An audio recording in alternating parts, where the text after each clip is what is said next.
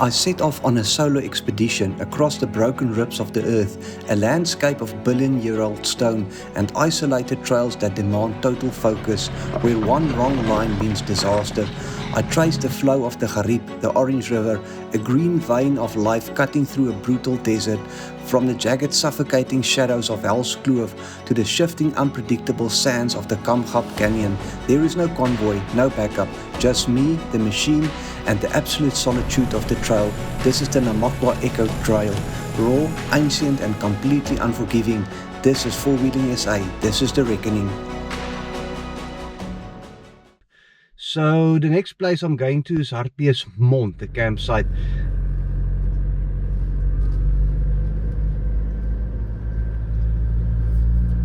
Leaving Kaniekaip, I will take a quick shortcut back to the main road, a brief moment on the tar and then it's back into the wild, past the ancient Halfmens trees, the old river pump station and Groot Melkhoutboom as I push through to tonight's wild home, Hartbeesmond Camp. This requires a bit of road finding, cannot really see much. I can see some tracks, so I lost it for a while, but luckily not too far.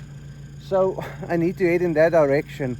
Now the thing is that you don't barely see tracks. It shows you that that road is not really driven often, but yeah, people told me it's quite rocky, bit of rock crawling. So looking forward to it. I think it's going to be a bit of slow going for a while, but I think it's going to be interesting.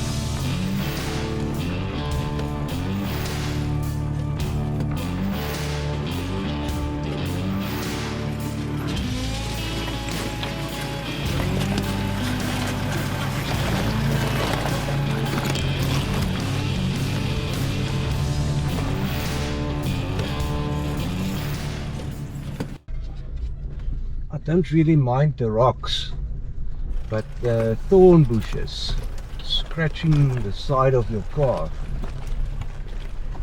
that's something I cannot really do anything about. It's so much, it's not one or two, it's quite a while that your car get scratched a bit.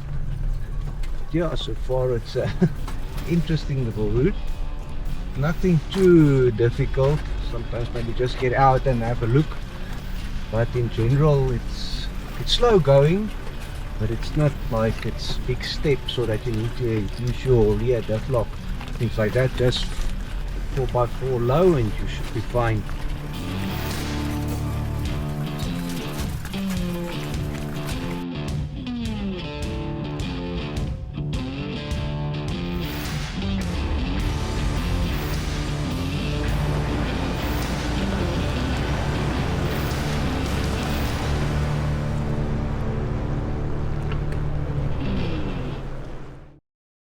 Leaving the blacktop behind, I'm officially turning off into the Namakwa section of the route. Instantly the landscape shifts, swapping the jagged red rock walls of the Richtersveld for the wide open rolling plains of Namakwa land, a completely different beast.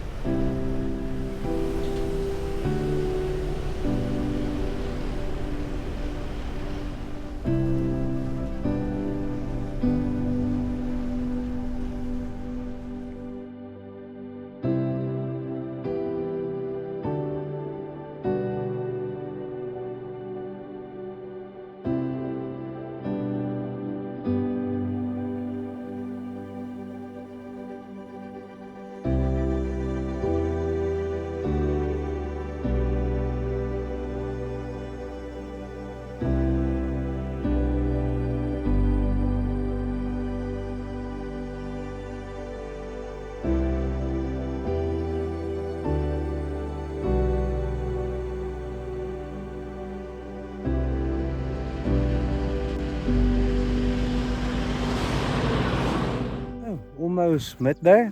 My progress is quite good, so I found this ideal picnic spot. I think it's not too far before I will see the Halfman's trees, but yeah, it's a nice spot and it's indicated on the map as a picnic spot, so why not, especially since I did not have breakfast this morning.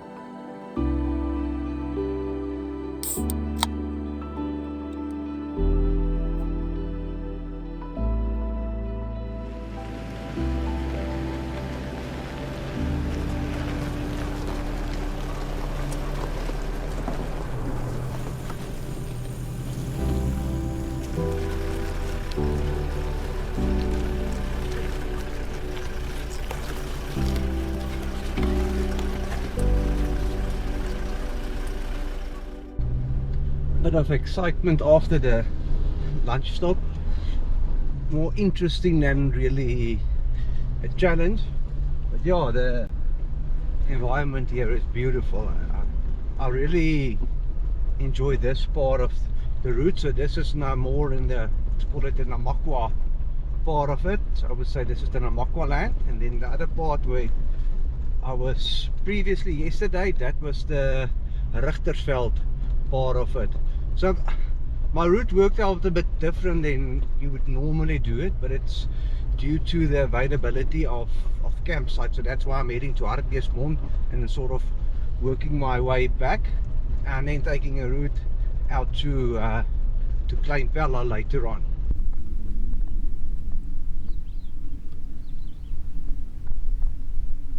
Behind me we've got some Halfman's trees, or half human if you translate it directly to English. Now the interesting fact about these trees is that they always face north, so they're looking northway so they're looking in a northern direction. Now there's a legend about these trees saying it was people that they had to leave the land but they felt bad and they turned around and look at the land that they have to leave, and in sympathy for them they were turned into these half human trees. I'm pretty sure that's not true, but that's a interesting legend, if I can put it as such. Even the legends of the desert have their limits. Seeing these ancient Halfman's trees dead is a stark reminder of the harsh reality out here. If this unforgiving landscape can break a survivor as tough as this, it can break anything.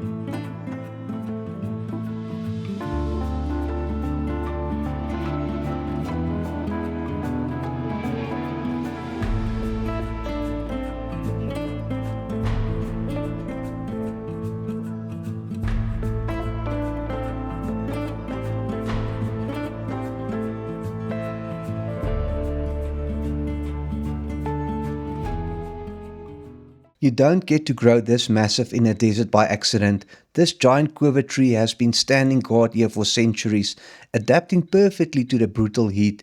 It's a living piece of history and the perfect spot to kill the engine and just admire the view.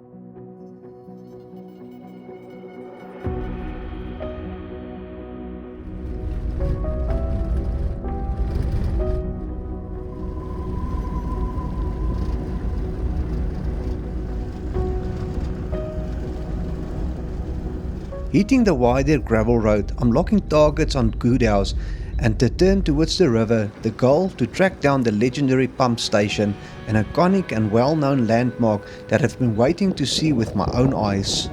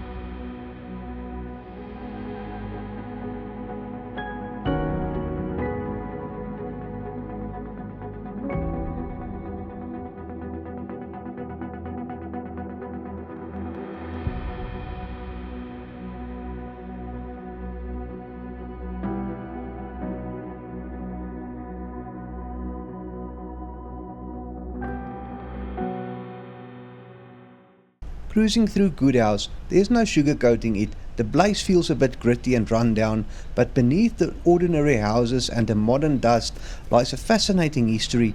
This is where Carl Whitener set up the area's first mechanical pumps 100 years ago, turning the riverbanks into a massive agricultural marvel.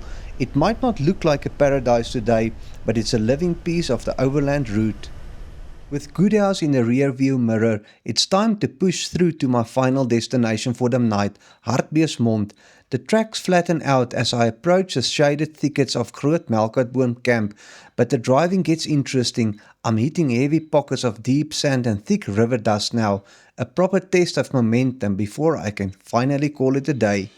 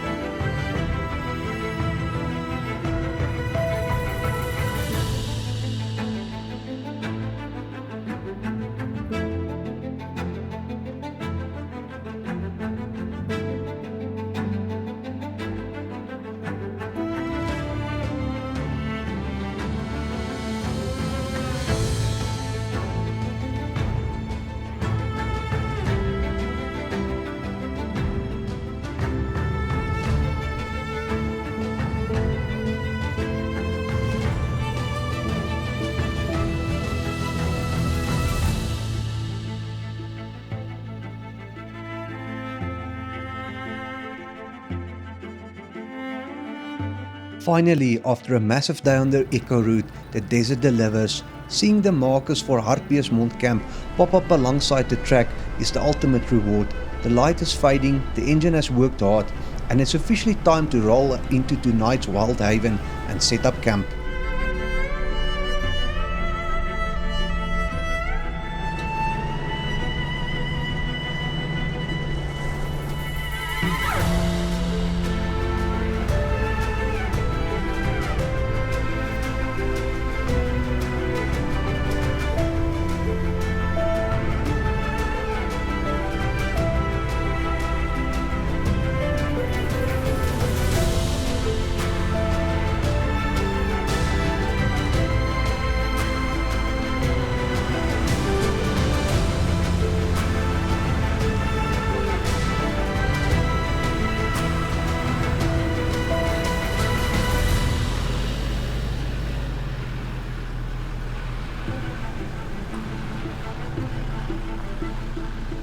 Going to say it, sometimes things happen that totally surprise you, and Hartbeespoort is one of those campsites that totally surprised me. To be fair, this is what I was expecting at Kanikai, you know, something with a view like this, and there's nobody here. No, I don't know if it was a double booking, okay, but I've got this place for myself, and there's so many spots here. So I've camped a bit higher on a bit of a bank, but should the river come down, I don't expect it, but just to better be safe than sorry. But I'm going to enjoy this view.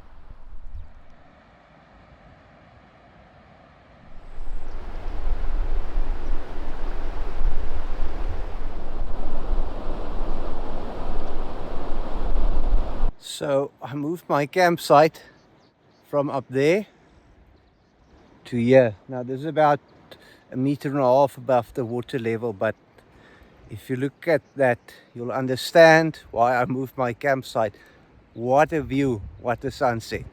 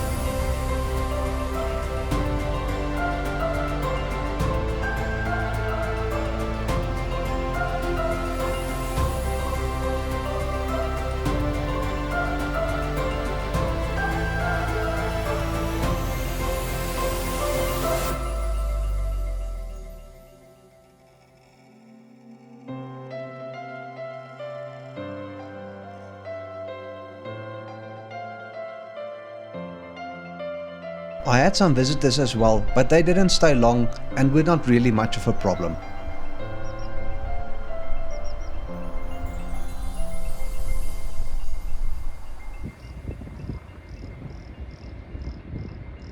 Talk about timing. Literally minutes after lighting a fire at Hartbeespoort, a sudden rain shower hits the camp.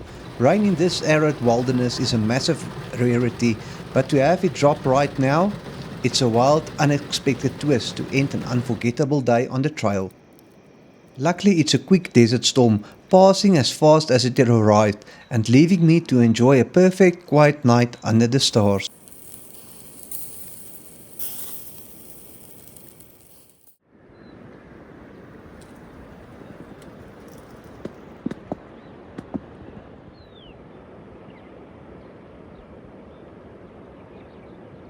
And that was Hartbeespoort. So I enjoyed my stay here.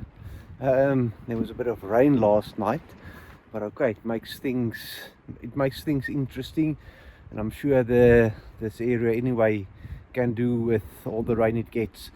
So yeah, that's the end of this episode. Now on the next one, I'm on my way to Kamgap. I'm going to drive to the campsite. I'm not going to camp there. And then from there, I'm going to backtrack all the way to Melkhout Boom. But yeah, thanks for watching. See you on the next one.